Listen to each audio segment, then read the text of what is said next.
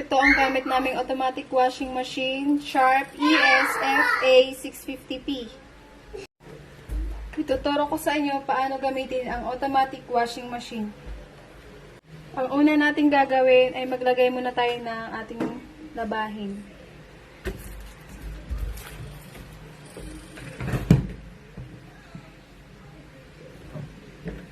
Mga cotton.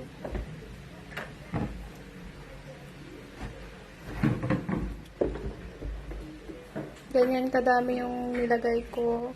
Maglagay muna tayo ng powder. Nilagay ko ay isa't kalahati. Na ganito.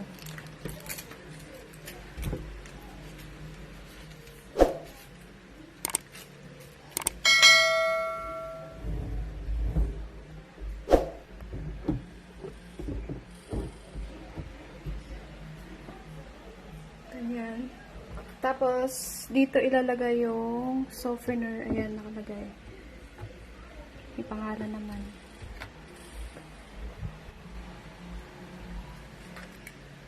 Isa't kalahati din yung ilalagay kong ganito.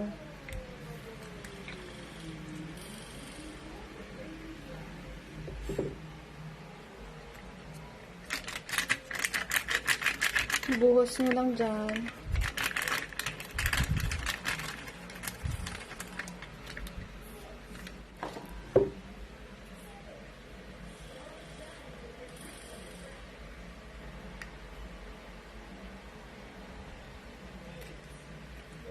Kalahati lang. Ang next na gagawin natin, iset na natin yung timer. Bago i-on, i-check muna yung water, yung gripo. Tapos, i-on yung outlet. Power on. Course, normal lang, hindi naman siya sobrang dumi. Next, wash. Lalagay ko siya sa 12. Depende sa'yo kung ilang ikot. Pwede siya 10. May number naman dyan eh. Rinse, 2 lang. Spin, 5. Hanggang sa matapos na yan. Water level, kalahati lang yung labahin. Kaya, na 5 lang. Yung nagbi-blink na to, kailangan ilalagay sa wash. Kaya pindutin ulit natin. Wash, ayan, nag-blink na.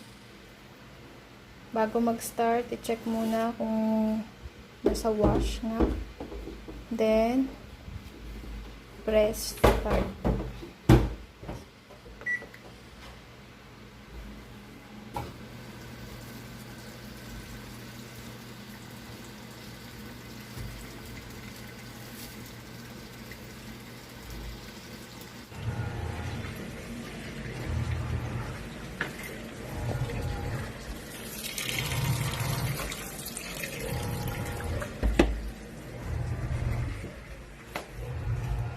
Start na siya.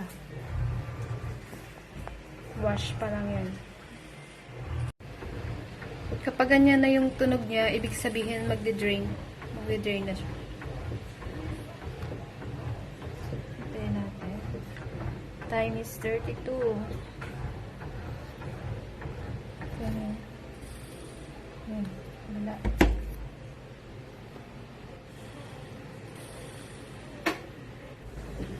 After niya mag-drain, ayan, nag-spin na.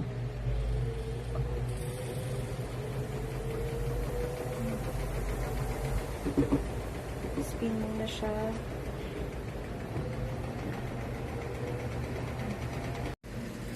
Ayan, nag-add na siya ulit ng tubig para magbabanlaw.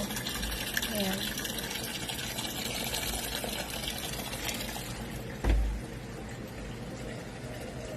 Biblink yung rinse kasi magbabalaw na siya.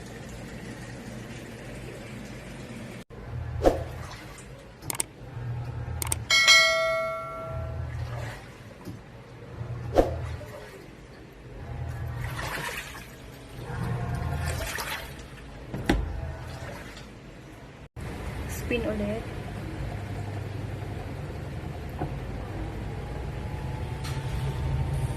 A few moments later.